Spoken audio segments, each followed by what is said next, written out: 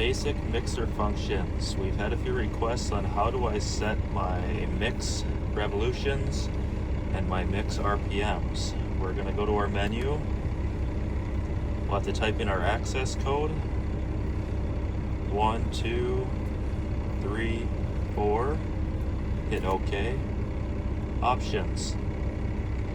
Here we're able to adjust our constant speed RPMs, and now currently set at 3, arrow key right for increasing, arrow key left to decrease.